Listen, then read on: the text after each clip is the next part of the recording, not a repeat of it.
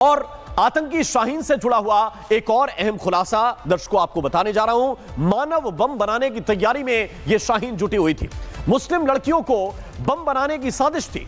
जांच एजेंसियों को उसके व्हाट्सएप चैट से कुछ अहम जानकारियां हाथ लगी हैं और इन्हीं से यह पता चल रहा है कि मानव बम बनाने की तैयारी थी। निशाने पर तलाकशुदा महिलाएं थी। 18 साल की लड़कियों की यह तलाश कर रही थी। परिवार से जो बच्चियां दूर रहती हैं, ऐसी लड़कियों पर इसकी नजर थी। मानव बम का जो कोड वर्ड रखा गया था, जो कोड वर्ड था, वो था मुजाहिद जंगजू। और ये बड़ी जानकारी इस वक्त हम आपको बता रहे हैं। और इसका पूरा जो है एपिसेंटर था वो अल-फलाह यूनिवर्सिटी थी। और अल-फलाह यूनिवर्सिटी हम सीधे चल रहे हैं क्योंकि काजल इस वक्त वहां पर बनी हुई है।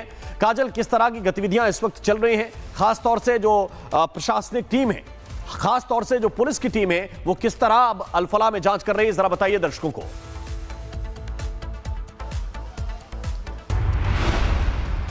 जी बिल्कुल, आपको बता दूं कि यहाँ पर डीजीपी भी सुबह पहुंचे हुए थे। हालांकि डीजीपी निकल चुके हैं यहाँ से और ईडी की टीम की अगर हम बात करें तो अभी भी इस परिसर में मौजूद है ईडी की टीम और लगातार तलाश जो है और जांच जो है वो लगातार चल रही है। यहाँ पर अगर बात करें तो इस यूनिवर्सिटी को छोड़कर जो बाकी के छात्र हैं, बाकी के जो डॉक्टर्स हैं, वो छोड़ इस यूनिवर्सिटी को जा रहे हैं। उनका कहना यह है कि लगातार यहाँ पर पुलिस की गाड़ियाँ पहुँच रही है, पुलिस पहुँच रही है और इससे बचने के लिए कई लोग यहाँ से फरार भी हो गए, लेकिन कई लोगों पर अभी भी जांच का शिकंजा जो है वो तेज होता जा रहा है। और जैसे जैसे जो है दिन बढ़ रहे हैं, वैसे वैसे नए चेहरे और नए नाम जो है वो सामने आ रहे हैं। जिस तरीके से शाहीन की अगर हम बात करें, जो बयान सामने आया है कि इस पूरी फैकल्टी में जो कश्मीर फैकल्टी के लोग थे उनको एकत्रित किया जाता था, उनके साथ संवाद होता था, बात होती थी और रणनीति बनाई जाती थी कि किस तरीके से पूरे मॉड्यूल को बनाना है और किस तरीके से इसको चलाना है। तो शाहीन ने जो बयान दिया है उससे भी जाहिर तौर पर यह साफ होता है। और जिस तरीके से उमर की एक वीडियो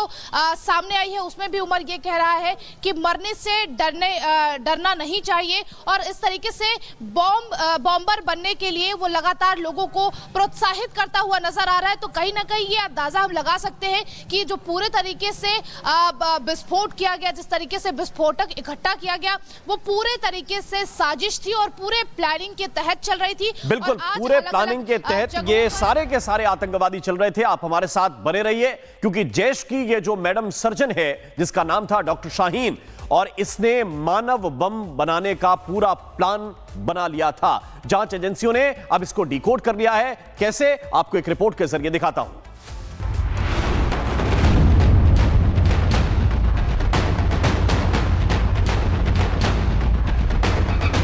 मैडम सर्जन का मिशन, मानव बम का प्लान। ऑपरेशन काफिर, मुस्लिम महिलाओं की तलाश। ब्रेन वॉश की चाल, आतंक का जाल।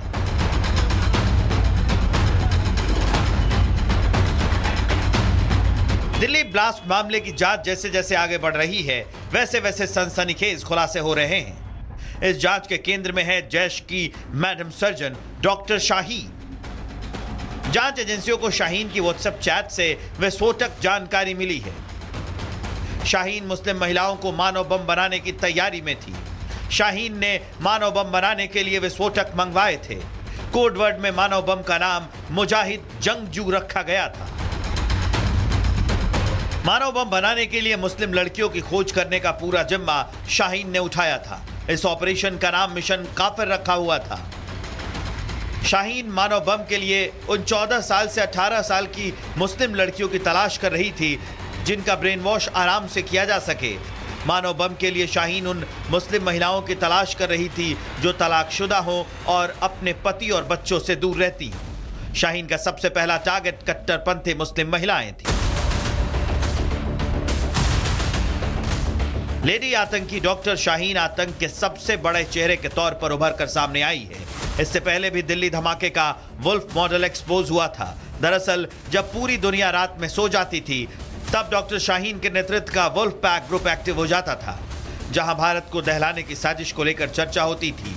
रात 11 बजे से लेकर 2 बजे तक सारे आतंकी एक्टिव हो जाते थे और पाकिस्तान से आए कोडेड संदेश पर काम करते थे। Bureau report, Republic Bharat. और जैसे जैसे सुरक्षा एजेंसियां जांच कर रही हैं, आपको मैं बता दूं कि एक एक कड़ी जब खुल रही है तो पता चल रहा है कि भाई इनके साथ तो न जाने कितने लोग जुड़े हुए थे। और उन्हीं में से एक नाम है जसीर बिलाल उर्फ दानिश का। मैं आपको दिखाना चाहता हूं कि ये जसीर बिलाल उर्फ दानिश क्या क्या कर सकता था।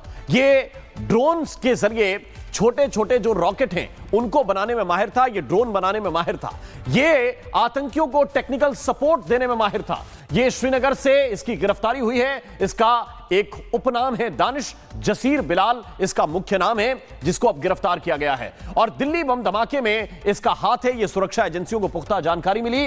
अनंतनाग के काजीगुंड का ये निवासी है। और वहीं से मेरे सहयोगी वैभव इस वक्त मेरे साथ जुड़े हुए हैं। सीधे हम उनकी तरफ चलने की कोशिश करते हैं। वैभव, जरा बताइए, मैं आपसे जानना चाहता हूं कि क्या क्या यह शख्स कर सकता था और एजेंसियां इस तक कैसे पहुंची, क्या क्या डिटेल्स आपके हाथ लगे?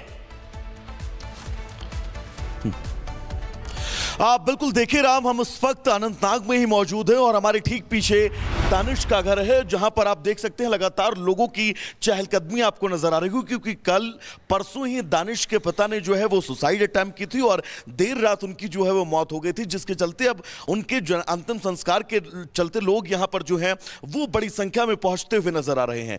लेकिन दानिश के ऊपर जो संगीन आरोप लग रहे हैं वो आरोप इतने ज्यादा खतरनाक है, उसके मंसूबे इतने ज्यादा खतरनाक थे, जिन मंसूबों को लेकर अब एनआईए लगातार दानिश से पूछताछ करेगी।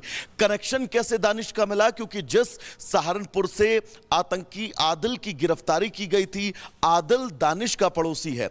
मेरे विजय संजीव एक बार आपको दिखाएंगे तो यहां से मुश्किल से 200 से 300 मीटर आप आगे जाएंगे तो डॉक्टर आदिल का भी घर है, जिसको सहारनपुर से एनआईए की टीम ने गिरफ्तार किया गया था। और सड़क के इस पार जहां पर इस वक्त मेरी मौजूदगी है, इसके ठीक सामने वहां पर यह दानिश का घर है, जिस घर से दानिश को जो है वो एनआईए की टीम अपने साथ लेकर गई थी। यानी कि ये पूरी चैन है जिस चैन को अब एनआईए राम खंगाल रही हो। और इस चैन में सबसे महत्वपूर्ण यह है कि नए नए किरदार लगातार जुड़ते जा रहे हैं और इन नए किरदारों की जिम्मेदारियां क्या थी, किस नए एंगल से इन लोगों के आगे प्लान थे, ये वो तमाम पहलू हैं जो अब लगातार जांच के साथ खुलकर सामने आ रहे हैं। संजीव, अगर थोड़ा सा आगे आए तो हम एक बार दानिश के घर की तरफ भी आपको लेकर चलेंगे, क्योंकि दानिश के घर की तरफ अब लगातार बड़ी संख्या में लोग जो है वो पहुंच रहे हैं। लोग उनके पिता को अंतिम विदाई देने के लिए पहुंच रहे हैं। लेकिन इस विदाई के बीच जो आरोप दानिश के ऊपर लगे हैं, जी आरोपों को लेकर अब एनआईए पूछताछ। ठीक है, मैं वैभव आपके पास वापस लौट कर आऊंगा, लेकिन इस बीच एक बड़ी जानकारी मिल रही है। दिल्ली के 5 कोर्ट परिसर में बम की जांच जारी है। कोर्ट परिसर को बम से उड़ाने की धमकी मिली थी। इसके बाद दिल्ली के अलग अलग 5 कोर्ट परिसर में इस वक्त बम की जांच जारी है। एजेंसियां कोई रिस्क लेना नहीं चाहती, पुलिस कोई रिस्क उठाना नहीं चाहती, इसलिए जहां जहां भी बम की धमकी मिली है, हर कोर्ट में इस वक्त पुलिस की टीम है और वहां पर जांच चल रही है। साकेत कोर्ट के बाहर, ठीक बाहर गणेश इस वक्त हमारे सहयोगी जुड़े हुए हैं। गणेश, जरा बताइए इस वक्त क्या स्थिति है साकेत कोर्ट में?